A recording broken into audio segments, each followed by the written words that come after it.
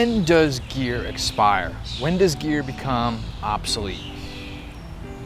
That is a question that many of you guys always ask when you are talking about camera equipment, talking about lenses, talking about all these cool gadgets that companies are coming out with all the time.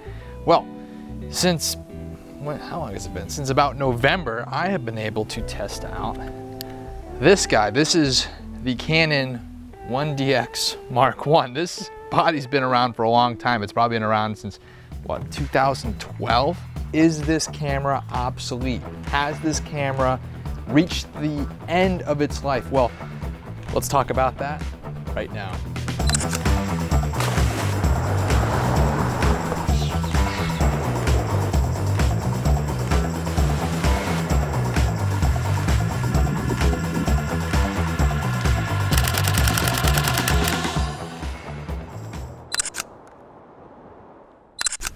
So, this is the Canon 1DX. This guy came out in 2012. This camera is an oldie.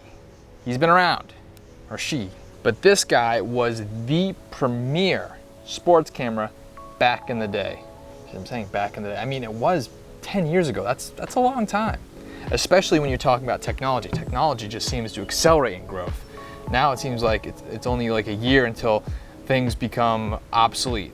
Now, 10 years is a long time for a camera. A lot of people, when they're looking to buy new stuff, especially sports photographers who are going to be the ones who are going to be interested in a camera like this, might be thinking, why would anyone even consider using a camera from 10 years ago?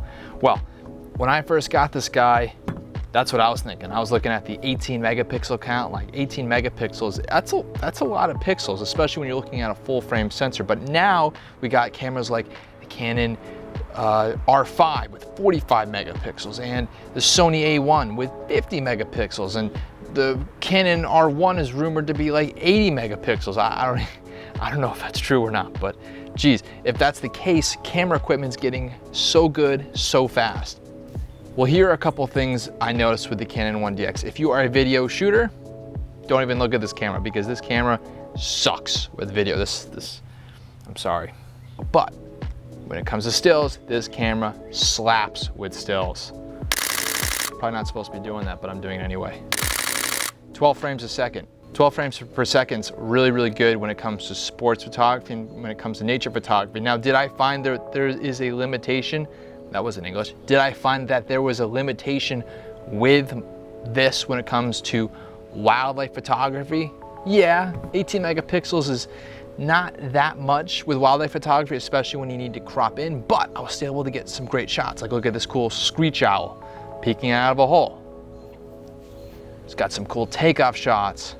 When it came to action, the autofocus in this camera was just amazing.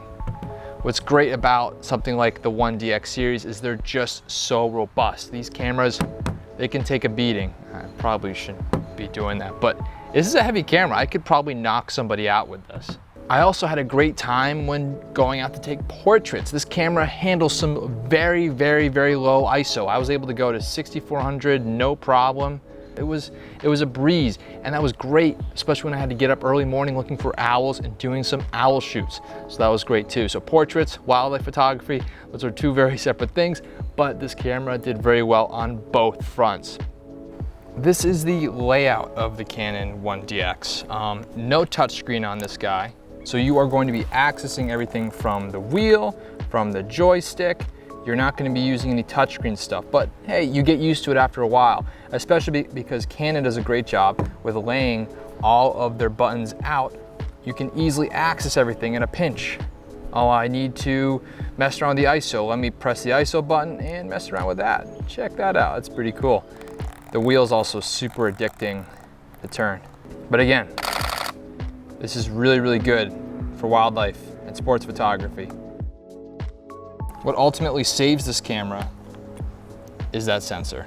The Canon 1DX sensor is just an amazing sensor that really keeps this camera punching with the big boys, because this was the big boy or big girl from back in 2012. So does this dinosaur still bite? Does this king or queen still sit upon his or her throne? You guys can come up with your own answer, but I think yes.